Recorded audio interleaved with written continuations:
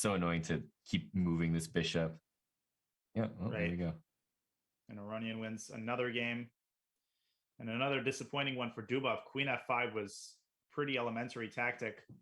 Yeah, he was right in that game with the two bishops. Oh, absolutely. And even after he gave up the exchange, man, frustrating stuff. Let's see if Dubov can stabilize. He's got a game with the white pieces, and he has to make the most of it. Yeah, the break can't come soon enough for Daniil. Yeah, that's true. There's going to be probably around 2 more games, this one and one more before that. This setup has been, whoa. I was going to say very popular recently, where white essentially gets his bishop and then doesn't play d4, right, to keep the diagonal open until later. I think Aronian is gearing up for a long castle here. Yeah, he's just got that h5 pawn out there. It's just there. You know, it helps a knight g4 move, depending on the position. You can long castle if need be, but you can also still short castle, and that's reasonable too.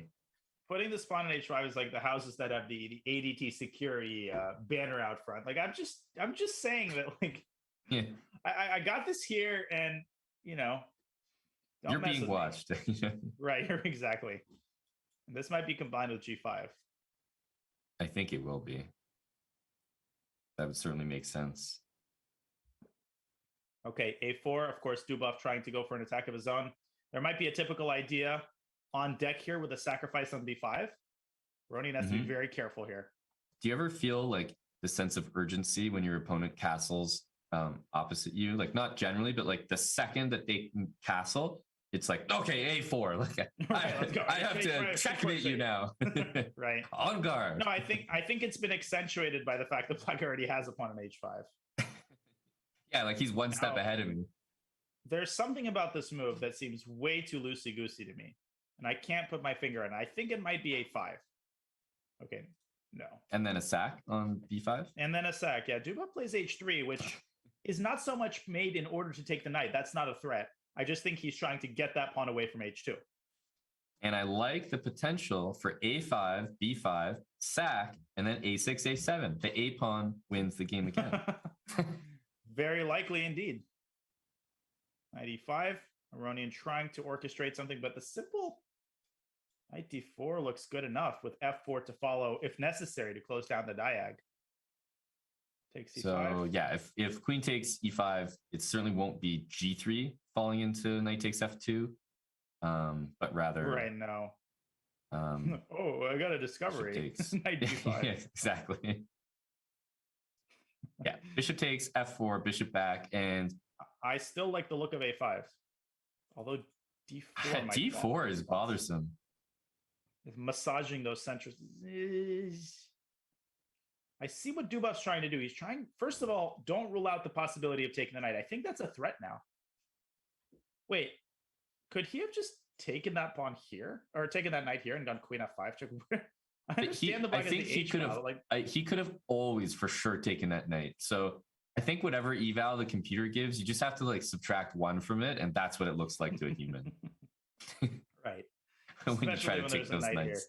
I think people just universally are so afraid of taking a fishing pole knight that even if there's nothing other than a rook on h8, you're still like, I don't want to open that file.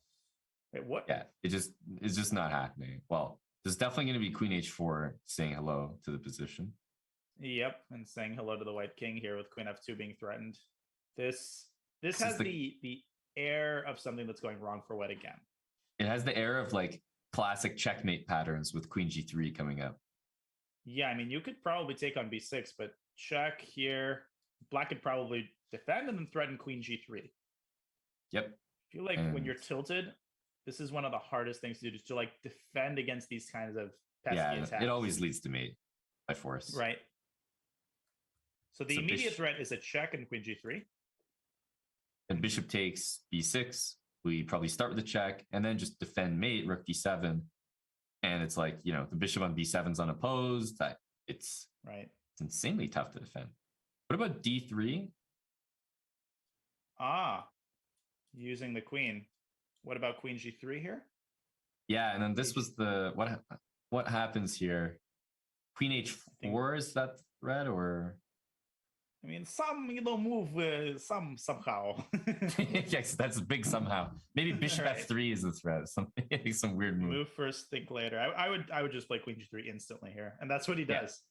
Very practical. It's just how you attack this position. Rook d7. C1. We don't need that rook. That rook is going to perform the only defensive duty in the entire position.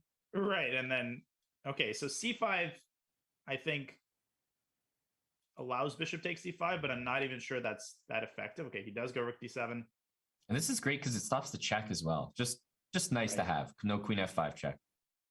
I think you're right about Black's approach. And now rook takes c7 needs to be kept an eye on. Queen h4 and g3 does seem pretty interesting, but queen g4 could be met with queen g5, and I'm not sure that Black has more than a perpetual here with queen h2 and queen h4.